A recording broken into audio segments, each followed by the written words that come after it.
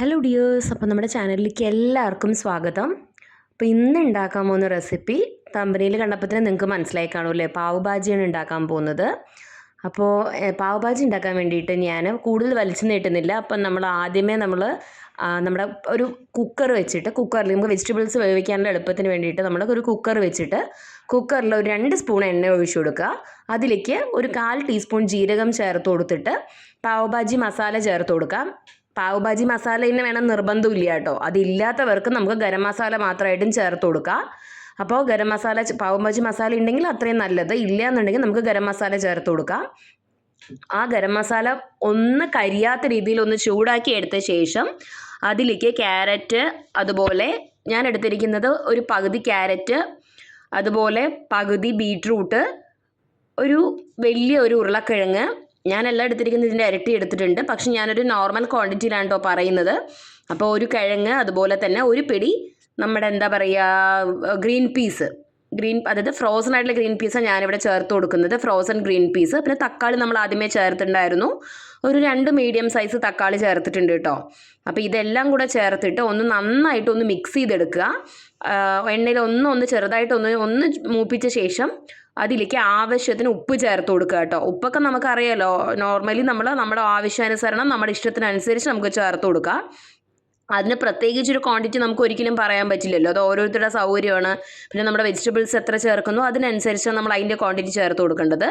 അപ്പോൾ ഇത്രയും വെജിറ്റബിൾസിന് ഏകദേശം ഞാൻ ഒരു 3/4 ലിറ്റർ വെള്ളമാണ് എടുത്തിരിക്കുന്നത് കേട്ടോ. അതായത് ഞാൻ നിങ്ങളോട് പറഞ്ഞു, നിങ്ങൾക്ക് 1/2 ലിറ്റർ എടുത്താലും മതി. കാരണം ഞാൻ നിങ്ങൾക്ക് പറഞ്ഞു തന്നിരിക്കുന്ന ക്വാണ്ടിറ്റി വെച്ചിട്ട് 1/2 ലിറ്റർ വെള്ളം നിങ്ങൾ എടുത്താൽ മതി. ഞാനത് 3/4 ലിറ്റർ എടുക്കാൻ കാരണം എൻ്റെ അടുത്ത് അതിൻ്റെ ക്വാണ്ടിറ്റി കുറച്ച് കൂടുതലായിരുന്നു. അപ്പോൾ അതുകൊണ്ടാണ് ഞാൻ 3/4 ലിറ്റർ വെള്ളം എടുത്തിരിക്കുന്നത്. അപ്പോൾ നിങ്ങൾ 1/2 ലിറ്റർ വെള്ളം എടുത്താൽ മതി അതിനനുസരിച്ചിട്ട് കേട്ടോ. ആ നേരത്തെ ഞാൻ പറഞ്ഞ ക്വാണ്ടിറ്റിക്ക് അനുസരിച്ചിട്ടുള്ള വെജിറ്റബിൾസിന് പാകമായിട്ട്.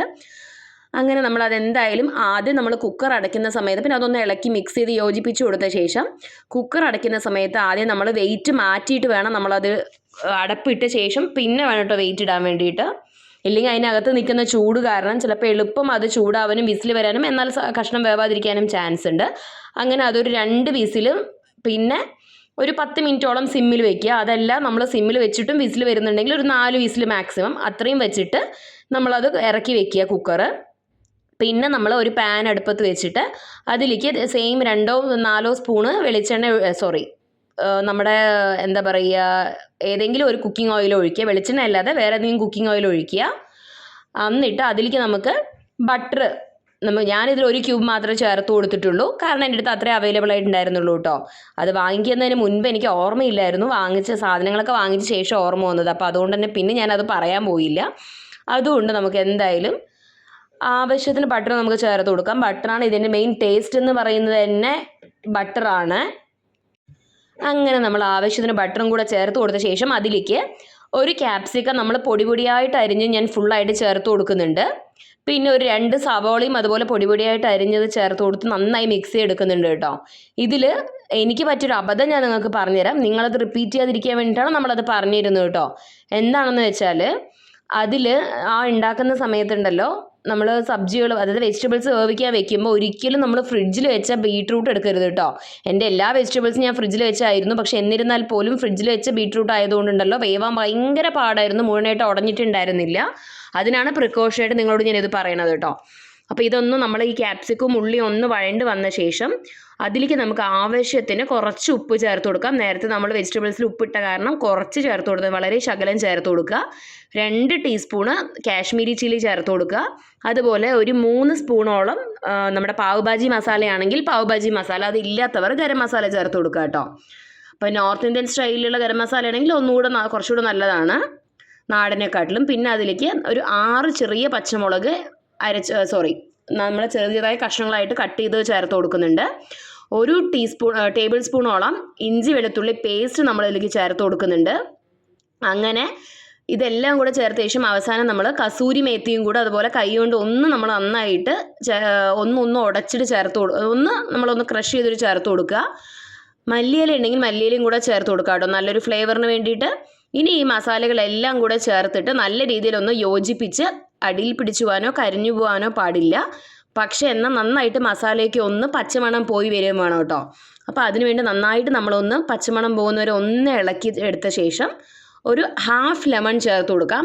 അധികം പുളി ആവശ്യമില്ലാത്തവർക്ക് ഹാഫ് ലെമണും വേണ്ട കേട്ടോ. പകുതി ലെമണിൻ്റെ പകുതി നീര് ചേർത്ത് കൊടുത്താൽ മതി. അതിനുശേഷം ഞാൻ ഒരു കപ്പ്, അതായത് ഒരു 250 മില്ലിയുടെ കപ്പ്, അതായത് 1/4 ലിറ്റർ വെള്ളം അത്രയും ചേർത്ത് കൊടുത്തിട്ട് നന്നായിട്ട് ഒന്ന് തിളപ്പിച്ചെടുക്കുന്നുണ്ട്.